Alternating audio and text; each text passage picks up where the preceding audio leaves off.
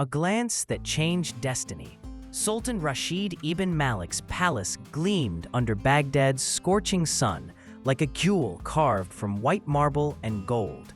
Its blue domes rose toward the sky like crystallized prayers, while the minarets cast elongated shadows over gardens perfumed with jasmine and damascene roses. It was the year 1247, and the Sultan was celebrating victory over the Mongol invaders who had threatened his kingdom's eastern borders during 3 years of bloody war.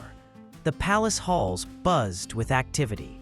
Hundreds of guests, emirs, viziers, wealthy merchants, laureate poets, and decorated warriors congregated in the Great Hall of Columns, where long tables of Lebanese cedar groaned under the weight of exquisite delicacies. Whole roasted lambs with spices from Ceylon, mountains of rice with Persian saffron, silver trays overflowing with dates from Medina, pomegranates from Damascus, pistachios from Aleppo, and sweets bathed in honey and rosewater.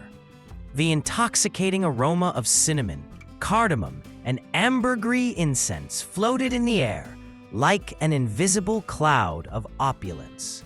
Sultan Rashid, a 45-year-old man with a graying black beard and eyes the color of dark amber, presided over the celebration from his elevated throne. He wore an emerald green silk tunic embroidered with gold thread, and upon his head rested a white turban adorned with an emerald the size of a dove's egg. To his right sat his eldest son, Prince Karim, a 22-year-old young man with a haughty and ambitious gaze. To his left, his closest advisor, the elderly Vizier Yusuf, whose wisdom had guided the kingdom for 3 decades. While musicians played lutes and qanûns, and dancers spun like whirlwinds of multicolored silk, the Sultan smiled and nodded at the toasts and praises that rained upon him. But deep in his heart, a persistent melancholy accompanied him like a shadow. Victory had cost thousands of lives, and among the fallen were some of his dearest friends, men with whom he had shared his youth, his dreams, and his battles. One of those names resonated in his mind with particular insistence. Tariq al-Hakim, the royal physician, his childhood companion, the man who had saved his life on 3 occasions, and who had been like a brother to him. Tariq had died 2 years earlier, not on the battlefield, but victim to a mysterious fever that not even his vast medical knowledge could cure. The Sultan remembered his last conversation with his friend, when Tariq, consumed by illness, had pleaded with a weak voice, "Rashid, my brother, if something happens to me, take care of my daughter Layla. Promise me, by Allah the Merciful." The Sultan had promised, of course, but when he sent emissaries to Tariq's modest house after his death, they discovered that the widow had also died, taking with her the plague that had killed her husband. And of the girl, Layla, there was no trace. Neighbors said she had disappeared the night of the funeral, probably sold as a slave by unscrupulous creditors or lost in Baghdad's labyrinth of alleyways. The Sultan had ordered exhaustive searches, but the city was vast and chaotic, and an orphaned girl could vanish like a drop of water in the desert. That guilt haunted him. He had failed his friend. While the banquet reached its peak inside the palace, in the dusty, narrow streets of Baghdad's poorest quarter, a 13-year-old girl named Layla walked barefoot among piles of garbage and puddles of dirty water. Her face, which had once been round and healthy, now showed the sharp angles of chronic hunger. Her eyes, large and dark as pools of ink, nevertheless retained a gleam of intelligence and dignity that suffering had not managed to extinguish. She wore rags that had once been a blue dress, now faded and patched with scraps of different colored fabric. Her black hair, long and tangled, fell over her thin shoulders like a torn curtain. In her calloused and dirty hands, she held a cracked clay bowl, her only possession in the world. Layla had not always been a beggar. 2 years ago, she lived in a modest but clean house with a father who adored her and taught her to read and write in Arabic, Persian, and Greek. Tariq al-Hakim had been a man of science and compassion who attended to both palace nobles and the poor of the slums without distinction. Layla remembered the nights when her father would return home with tired but smiling eyes and tell her stories of the stars, of ancient philosophers, of the healing properties of plants. "Knowledge is the only wealth that no one can steal from you, my daughter," he would say while showing her illuminated manuscripts by candlelight. "Learn everything you can, because the mind is the greatest palace you can build." But that palace had crumbled when fever took first her mother and then her father. Creditors arrived like vultures, claiming debts Layla didn't know existed.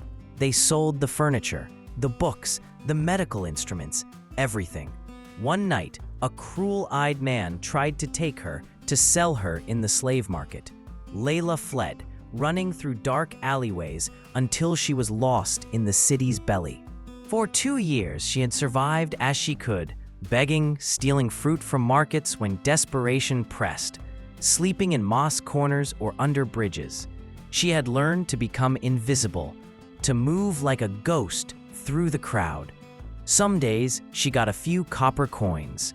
Other days, she ate nothing. But she had never forgotten who she was. She had never forgotten her father's words, and she had never lost hope that someday, somehow, her life would change. That day had arrived. Layla had heard rumors in the market about the great banquet at the Sultan's palace. Vendors spoke of the obscene amount of food that would be served, of the leftovers that would inevitably end up in the trash. Her stomach, which had been empty for 2 days, growled with such force that she felt a sharp pain in her abdomen. She made a decision. She would go to the palace. The journey from the slums to the royal citadel was long and dangerous for a girl alone. She had to dodge groups of drunken soldiers, merchants who tried to grab her, stray dogs fighting over bones in the corners. But Layla had developed survival instincts sharp as knives. She moved quickly, pressed against walls, invisible. When she reached the palace gates, the sun was beginning to descend, tinting the sky orange and purple. The guards, with their gleaming armor and crossed spears, blocked the entrance. Layla didn't try to pass through there. Instead, she circled the walls until she found a side door, the service entrance, where servants carried out garbage and waste. There, a group of ragged children like herself had already congregated, waiting for the leftovers. Layla joined them, her heart pounding hard. She could smell the food from there, an aroma that made her mouth fill with saliva and her stomach twist with painful anticipation. Finally, the doors opened. 2 servants came out carrying enormous baskets full of scraps, lamb bones with meat attached, half-eaten bread, bruised fruit, rice mixed with sauces. The children rushed forward like a desperate wave, pushing, shouting, fighting for every piece. Layla, smaller and weaker than most, was pushed backward. She watched as the others filled their hands and fled. The baskets emptied quickly. Panic seized her. She couldn't leave empty-handed. She couldn't.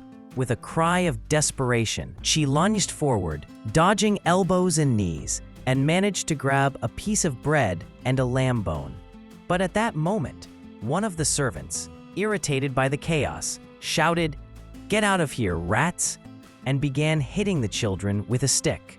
Layla ran, but in her haste, she tripped and fell. The bread and bone rolled across the dusty ground.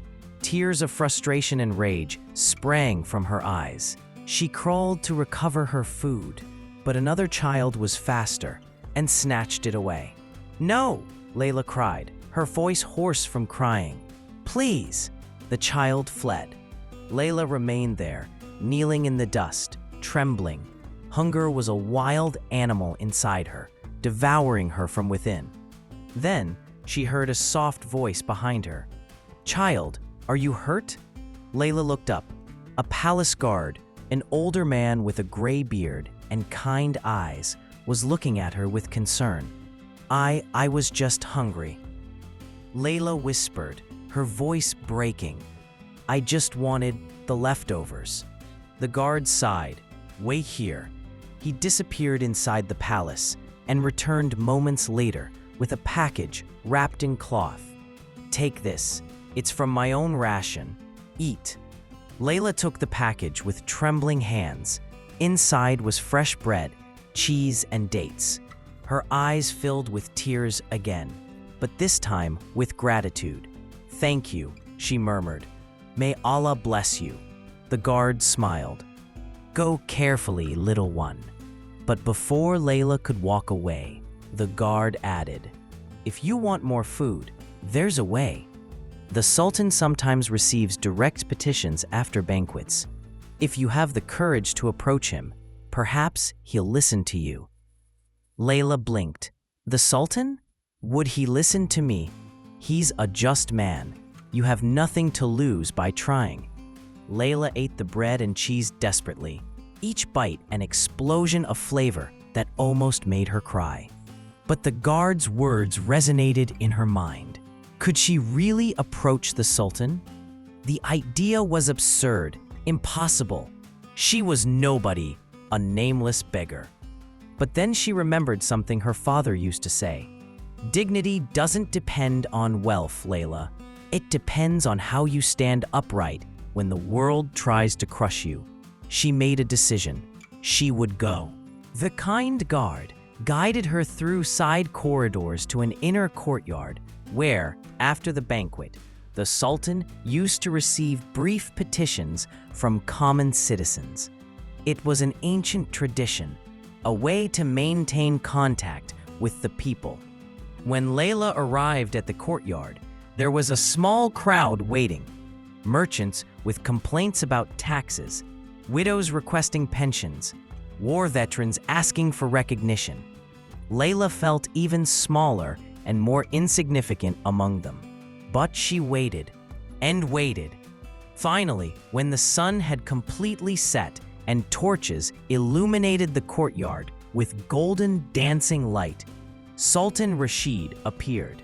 He walked with a firm but tired step, flanked by two guards. His face showed the fatigue of a long day, but his eyes remained alert. One by one, he listened to the petitions. Some he granted, others he rejected with reasoned explanations. Layla watched, fascinated. This was the man who had been her father's friend. This was the man her father had called brother. Finally, her turn came. Layla stepped forward, her legs trembling. The Sultan looked at her with curiosity. A ragged girl, dirty, with eyes too large for her emaciated face. "What do you wish, child?" asked the Sultan, his voice deep but not unkind. Layla swallowed. Her throat was dry. "I just wanted the leftovers from the banquet, my Sultan." "I'm hungry." A murmur ran through the crowd. Some laughed with disdain.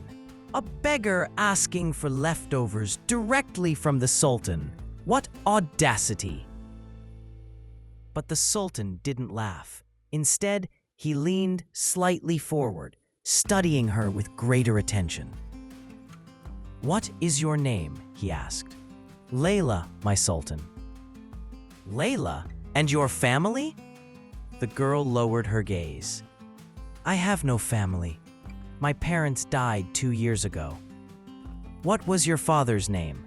Layla hesitated. Part of her feared telling the truth, feared that no one would believe her, that they would accuse her of lying to gain favor. But another part, the part her father had cultivated so carefully, the part that valued truth above all, compelled her to speak. "Tariq al-Hakim," she finally said, raising her gaze to look directly into the Sultan's eyes. "My father was Tariq al-Hakim, the royal physician." The effect of those words was immediate and dramatic. The Sultan became completely still, as if he had been turned to stone. His face, bronzed by years under the desert sun, visibly paled. His amber eyes opened wide, fixed on the girl's face with an intensity that made the air itself seem to vibrate. What did you say?" he whispered, his voice barely audible. "My father was Tariq al-Hakim," Layla repeated, her own voice trembling now, not with fear, but with an emotion she couldn't name. "He died of fever 2 years ago. My mother died with him. I escaped when they came to take everything." The Sultan descended the steps of his dais with a speed that surprised everyone. The guards tensed, but he stopped them with a gesture. He knelt before Layla, ignoring the dust that stained his silk tunic, and took the girl's face between his hands with infinite delicacy. "Let me see you," he murmured, his eyes scanning every feature of her face. "Let me see you well." And then he saw it. He saw everything. The eyes, those dark, deep eyes with that characteristic almond shape. They were Tariq's eyes, identical, as if his dead friend were looking at him through his daughter. The shape of the nose, slightly upturned, the curve of the eyebrows, even the way the girl tilted her head slightly to the left when she spoke, exactly as Tariq used to do when he was nervous. But there was something more, something that confirmed beyond doubt the girl's identity. "Your neck," said the Sultan, his voice hoarse. "Do you have a birthmark on the right side of your neck?" Layla blinked, surprised. "Yes, how do you know?" The Sultan closed his eyes, and a solitary tear rolled down his cheek, disappearing into his beard. "Because I was present the day you were born. Tariq was so happy he cried.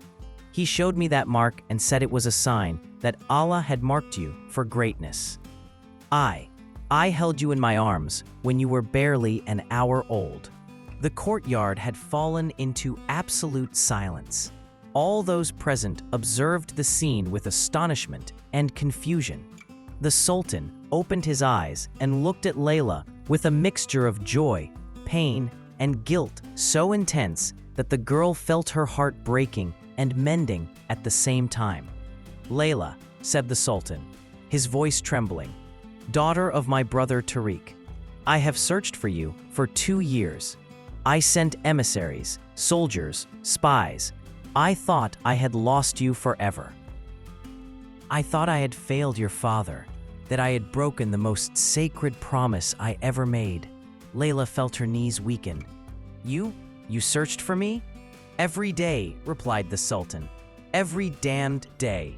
And then before the astonished gaze of the crowd, Sultan Rashid ibn Malik, ruler of Baghdad, conqueror of armies, lord of 1,000 cities, embraced the ragged girl and wept openly. Vizier Yusuf, who had observed the scene from the shadows, approached quickly. His wrinkled face showed a mixture of surprise and caution. "My Sultan," he said softly, "are you certain? 2 years have passed. The girl could be lying?" The Sultan turned to him, still holding Layla against his chest. "Yusuf, old friend, I know those eyes. I've seen them 1,000 times in Tariq's face.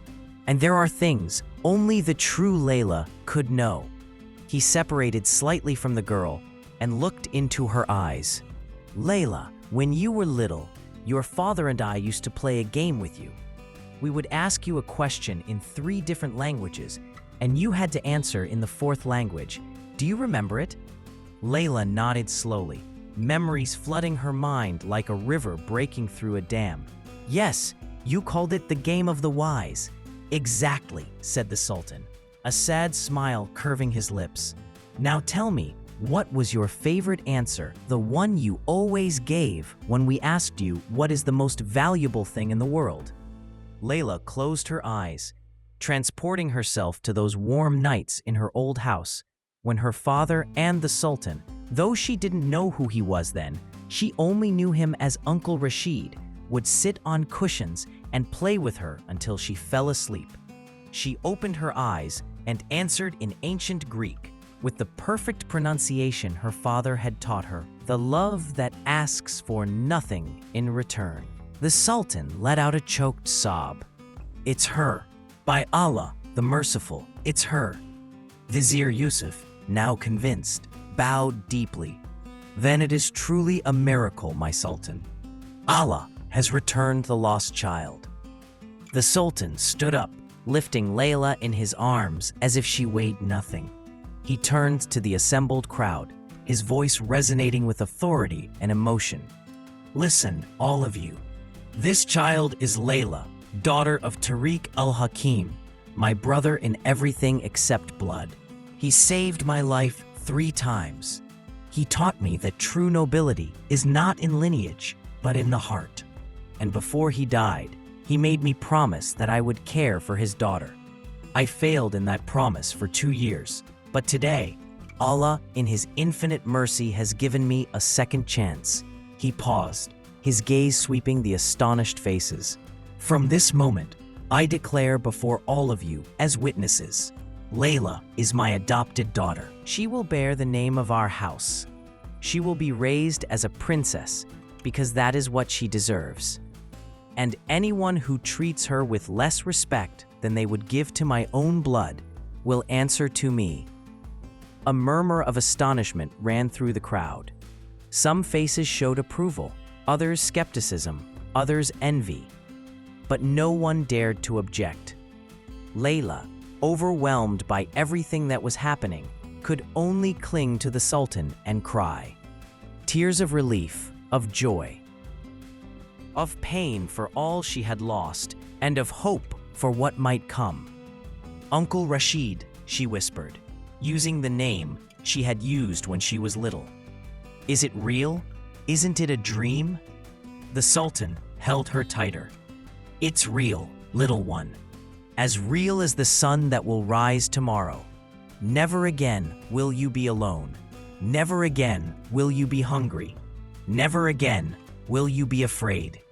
I swear it by your father's memory." The following days were a whirlwind of changes for Layla.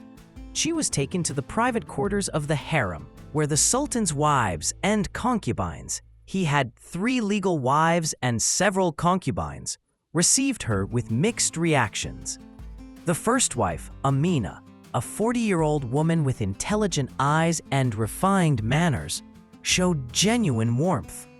She had known Tariq and respected his memory. "Welcome, daughter," she said, kissing her forehead. "Your father was a good man. We will honor his memory by caring for you." The second wife, Soraya, younger and vain, looked at her with barely disguised disdain. She saw in Layla a potential threat to the position of her own children in the line of succession, although the Sultan had made it clear that Layla would have no rights to the throne.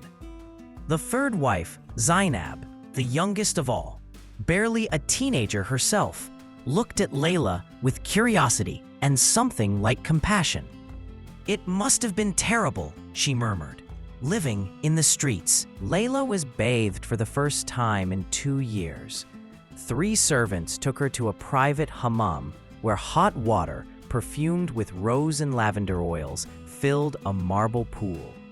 They scrubbed her skin with Aleppo soap until months of dirt came off, revealing the clear, soft skin that had been hidden.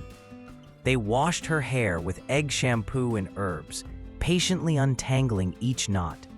When Layla looked at herself in a polished bronze mirror for the first time, she almost didn't recognize herself. The ragged girl had disappeared. In her place was a young woman with a delicate face, with large, dark eyes that shone with intelligence, and black hair that fell in silky waves to her waist. They gave her new clothes, silk dresses in shades of blue, green, and purple, embroidered with silver thread, soft leather sandals, simple but elegant jewelry, a pearl necklace, silver bracelets, turquoise earrings. But the most important thing for Layla wasn't the clothes or the jewelry. It was when the Sultan took her to a special room in the palace, the library. "Your father loved books more than gold," said the Sultan, opening the carved wooden doors. "And I know you inherited that love." Layla entered and was left breathless. The room was enormous, with shelves that rose from floor to ceiling, filled with manuscripts, codices, and scrolls. There were books in Arabic, Persian, Greek, Latin, Sanskrit, treatises on medicine, philosophy, astronomy, mathematics, poetry, history. "All this," Layla whispered, her fingers reverently caressing the leather spines. Can I read them?" The Sultan smiled. "Not only can you read them, I want you to read them. I want you to learn everything your mind can absorb. Your father believed that knowledge was the greatest treasure. I believe it too.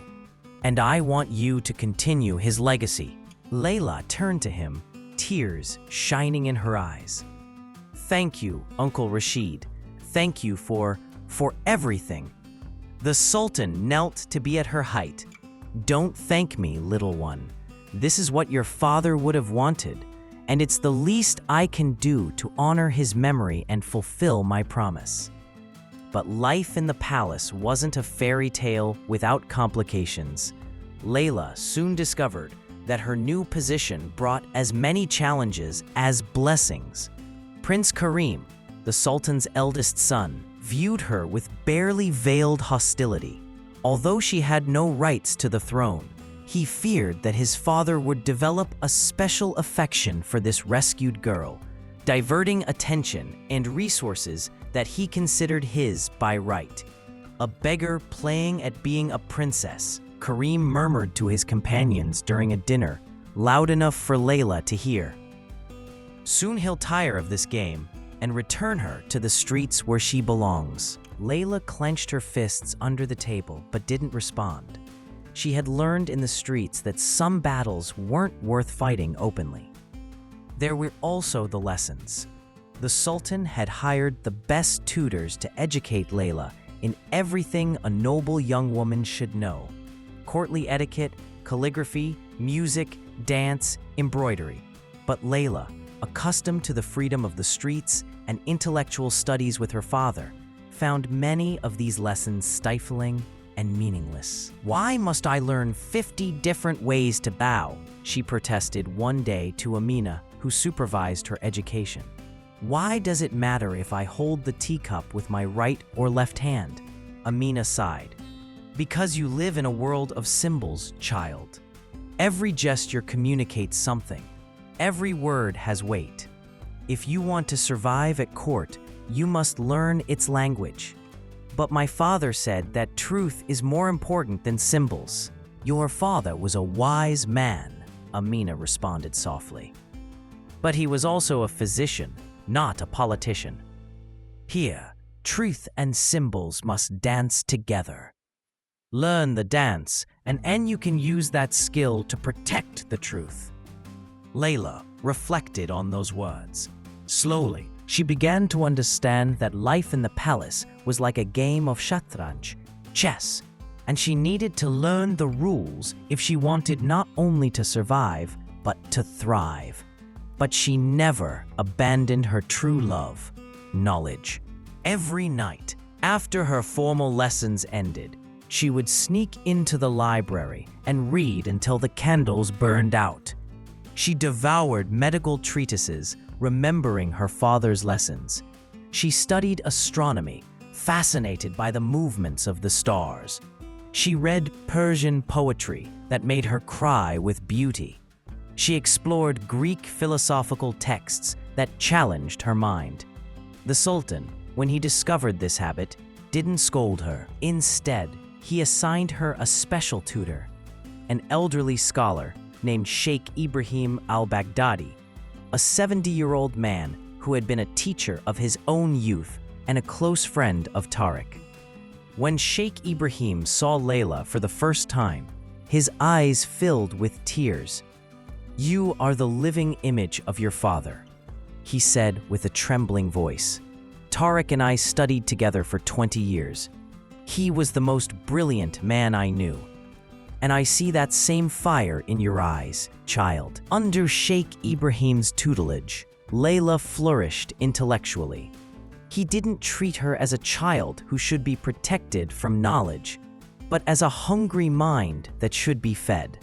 He taught her Aristotelian logic, advanced mathematics of al-Khwarizmi, medicine of Avicenna, astronomy of al-Battani.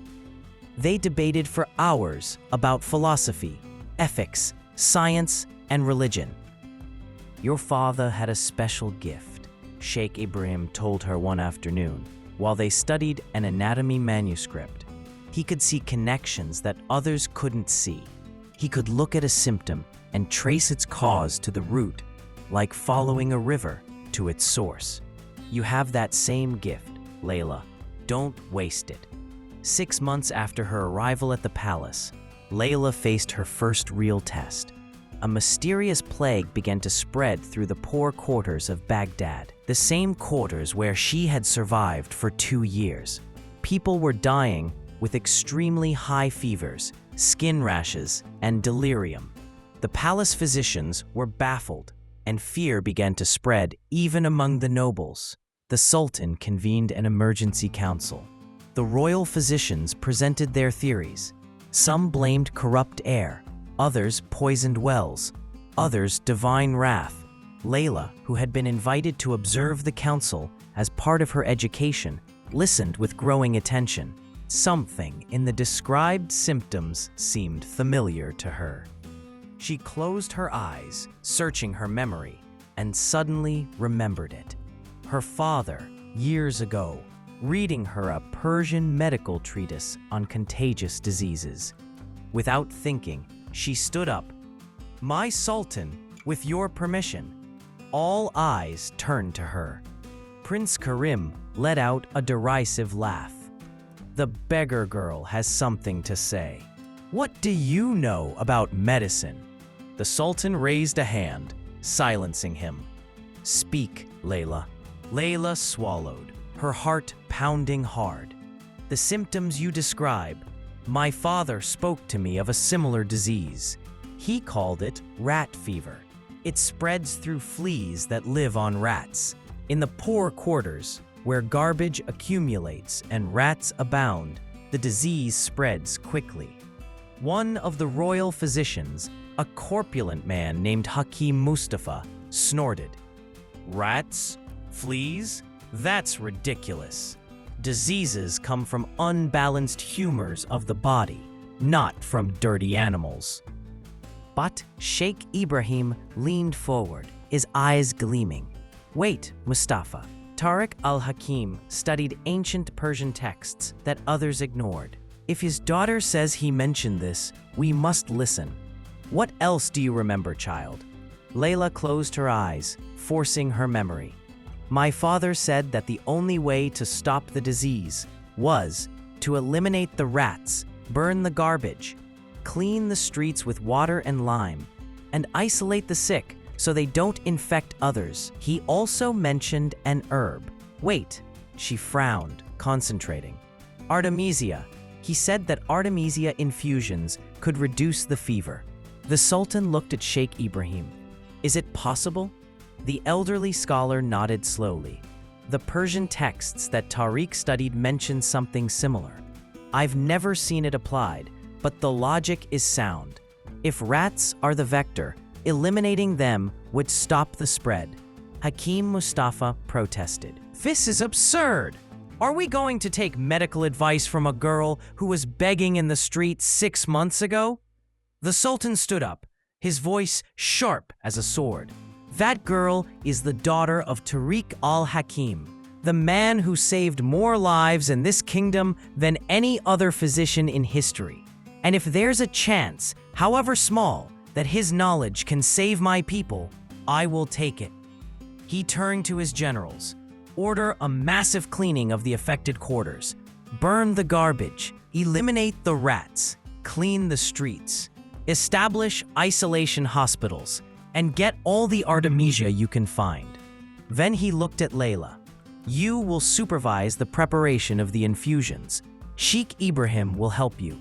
Layla felt the weight of the world fall on her shoulders. "What if I'm wrong? What if people die because of me?" The Sultan put a hand on her shoulder. "If you're wrong, we'll learn from it. But if we try nothing, they will definitely die. Your father taught me that medicine is as much art as science, and that sometimes we must have the courage to try the unknown." During the following 3 weeks, Layla worked tirelessly. Together with Sheikh Ibrahim, she prepared hundreds of liters of artemisia infusion. She supervised the cleaning of the poor quarters, walking through the same streets where she had begged, now dressed in simple but clean clothes, giving orders with an authority that surprised even herself. Soldiers burned mountains of garbage. Professional hunters eliminated thousands of rats. The streets were washed with water and lime. The sick were taken to isolation tents outside the city, where they received artemisia infusions 3 times a day. At first, there were no changes. People kept dying. Hakim Mustafa took every opportunity to criticize. "See, my Sultan, the girl has made us waste time and resources on nonsense." But the Sultan, with unwavering faith, responded, "We will give it time. Medicine is not instant magic." And then, in the 4th week, it happened. New cases began to decline. The sick who received the infusions showed improvements. Fevers dropped, rashes healed, delirium ceased. Not all survived, but the mortality rate fell dramatically. By the 6th week, the plague had been contained. The poor quarters, now clean and free of rats, remained healthy. The last patients were recovering in the isolation hospitals. Baghdad had been saved. The Sultan convened a public audience in the Great Hall. The entire court was present, along with representatives from the quarters that had been affected. "Today, we celebrate a victory," proclaimed the Sultan, his voice resonating in the hall. "Not a victory of arms, but of knowledge. Not a victory of force, but of wisdom." He made a signal, and Layla was brought to the front. She walked with her head held high, though her heart was pounding hard. "This young woman," continued the Sultan, "came to my palace 6 months ago, asking for leftovers. She was hungry, dirty, lost. But when I looked into her eyes, I saw something that made me recognize her. I saw the light of knowledge, the dignity of spirit, her father's legacy. And today, that same light has saved hundreds, perhaps thousands of lives." He turned to Layla and bowed deeply, a gesture that made the entire court gasp. A sultan never bowed to anyone. "Thank you, my daughter," he said simply. "Your father would be proud." Layla felt tears rolling down her cheeks. I only remembered what he taught me. The knowledge wasn't mine, it was his." "No," said Sheikh Ibrahim, approaching. "The knowledge was your father's, yes, but the courage to apply it, the determination to fight for it, the wisdom to adapt it to new circumstances, that is yours, Layla, completely yours." Even Hakim Mustafa, the physician who had doubted her, approached and bowed. "I was wrong to underestimate you, young Layla. You have proven that true medicine knows no age or gender, only truth." The years passed. Layla grew from a 13-year-old girl to a young woman of 18. Under Sheikh Ibrahim's tutelage and with the Sultan's unwavering support, she became one of Baghdad's most respected physicians. She established a free hospital in the poor quarters, the same place where she had begged, and called it Tariq's house in honor of her father. There she attended to the poor, the forgotten, those who had no voice. She trained other women in medicine, challenging the conventions of the time. She wrote treatises that combined ancient knowledge with new observations, and her manuscripts were copied and sent to cities as far away as Cairo, Damascus, and Cordoba. Prince Karim, who had initially despised her, eventually developed a reluctant respect for her. They were never close, but he learned to value her advice on public health matters. Amina, the Sultan's first wife, became a maternal figure to Layla, teaching her not only courtly etiquette, but also the political wisdom necessary to navigate the palace's complex world. And Sultan Rashid, faithful to his promise, never stopped supporting her in his final years. When age began to weigh on him, he confessed to her, "Layla, when I found you that night, asking for leftovers, I thought Allah was giving me a second chance to fulfill my promise to Tariq. But now I understand it was more than that. Allah was showing me that miracles don't always come wrapped in gold and silk. Sometimes they come covered in dust and hunger, waiting to be recognized." 20 years after that fateful night, Layla, now a 33-year-old woman, stood in the cemetery where her parents had been buried. She had ordered a beautiful mausoleum built over their graves, with blue mosaic domes and perfumed gardens. Beside her was her own daughter, a 7-year-old girl named Amina, in honor of the Sultan's wife who had helped her so much. Little Amina held a book in her hands, one of the medical treatises that her grandfather, Tariq, had written. "Mother," asked the girl, "is it true that you were once poor?" Layla smiled, stroking her daughter's hair. "Yes, my love. Once I had nothing except hunger and hope." "And how did you change your life?" Layla looked at her parents' graves, then toward the palace in the distance, where Sultan Rashid had died peacefully 2 years ago, surrounded by his family, including her. "I didn't change my life alone," she replied. "It was changed by a glance that saw beyond the dirt and rags, a glance that recognized who I truly was, not by my appearance, but by what I carried inside, my father's legacy, the knowledge he gave me, the dignity he taught me to maintain, regardless of circumstances." She knelt to be at her daughter's height. "Remember this, little Amina. A person's true value is not in their wealth or position, but in their heart and mind.